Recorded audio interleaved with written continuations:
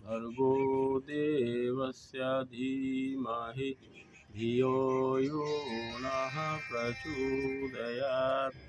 ओम कृष्णाय वासुदेवाय हरे परमात्मने प्रणतक्लेशनाशाय गोविंदाय नमो नमः।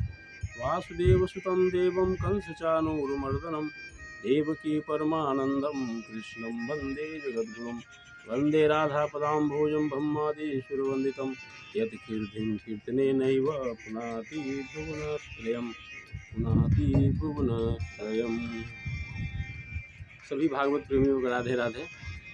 आइए आज पुनः इन आम्र पलकों की छाँव में बैठकर भागवत रस का पान करें। हम लोग भगवान राम की कथा का श्रवण कर रहे हैं भागवत महापुराण के अंतर्गत। हमने देखा अभी तक भगवान राम के चरित्र और भगवान कृष्ण के चरित्र में मूल रूप में क्या भेद है, और इस वीडियो के माध्यम से, इस कथा के माध्यम से मैं बार बार कहना चाहता हूँ कि आप अपने बच्चों को रामचरितमानस के कुछ चुने हुए प्रसंग पढ़ाने का अवश्य संकल्प लें, अवश्य प्रयास करें। अपने बच्चों को कुछ चुने हुए प्रसंग पढ़ाइए। पूरा पढ़ने का समय नहीं है तो कुछ चुने हुए प्रसंग, जैसे राम सुग्रीव मैत्री संवाद जो है वो पढ़ाइए। उत्तरकांड में कुछ प्रसंग हैं, जैसे रावण रथी विरथ रघुवीरा देखि विभीषण भयों अधीरा। यह जो पंक्ति है उत्तरकांड की, इसमें विद्यार्थियों के सफलता के पीछे का राज बताया गया है कि कोई मनुष्य अपने जीवन में कैसे सफल होता है, इसके संबंध में चर्चा है। तो इन कुछ इस तरह के प्रसंगों को आप अपने बच्चों को अभी से पढ़ाने का अभ्यास कीजिए। इससे आपको लाभ होगा, मेरा क्या होगा। मैं तो आपको सुझाव दे रहा हूँ, आपसे निवेदन कर रहा हूँ। इसका असली लाभ आपको मिलेगा जब आपके बच्चे सुसंस्कृत बनेंगे। नहीं तो फिर बुढ़ापा में आपके साथ क्या होगा, इस बात को भी आप ध्यान कीजिए। आज बच्चे पढ़ लिख कर विदेश चले जाते हैं और अपने माता पिता को बीमार पड़ने पर भी नहीं आ पाते हैं। लेकिन कहीं ना कहीं उनके अंदर कोई कमी है ना, केवल पैसे के पीछे पागल हैं, पैसे के पीछे दीवाना बने हुए हैं डॉलर कमाने में, और अपनी जो सांस्कृतिक विरासत है उसको भूल गए, माता पिता को लोग भूल जाते हैं। इससे बड़ी दुख की बात क्या होगी। तो इन बातों से बचना है तो अभी से आपको संभलना पड़ेगा, नहीं तो फिर क्या होगा ये आप समय को देख करके अनुमान कर लीजिए। रामचरितमानस का उत्तरकांड है, उसमें मानसिक रोगों की चर्चा की गई है कि मानसिक रोग से मनुष्य कैसे मुक्त हो, इस बात पर बड़ी विस्तार से चर्चा है। सुनो तात अब मानस रोगा, इन पंक्तियों से शुरुआत होती है।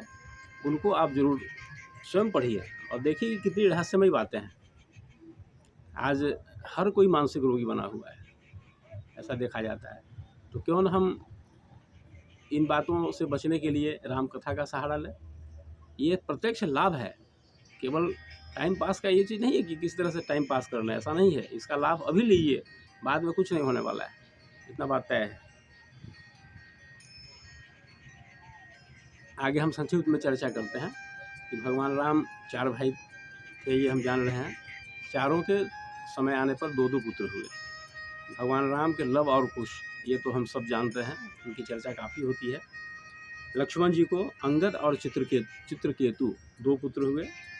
भरत जी को तक्ष और पुष्कल नाम के 2 पुत्र हुए। शत्रुघ्न जी को सुबाहु और श्रुतसेन 2 पुत्र हुए।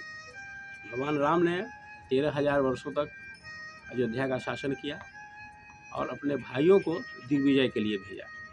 दिग्विजय के लिए स्वयं नहीं गए, क्योंकि अयोध्या का शासन करना आवश्यक था। तो उनके 4 भाइयों ने दिग्विजय करके भगवान राम की सेवा की। ये भगवान की सेवा का ही एक अंग है। उसके आगे हम चर्चा करते हैं कि कुश के वंश में अतिथि हुए, और उस वंश में आगे मरु नाम के राजा हुए, जो कालाप ग्राम में हिमालय के दुर्गम क्षेत्रों में है। वे आज भी निवास करते हैं। और उन्हीं के परिवार में आगे हुए बृहद्वल, जिसे अभिमन्यु ने युद्ध में मारा था। सूर्यवंश अभी भी कलयुग में है, और ऐसा कहा जाता है कि सुमित्र तक यह चलेगा। सूर्यवंश में आगे सुमित्र नाम के राजा होंगे, वहाँ तक सूर्यवंश चलेगा।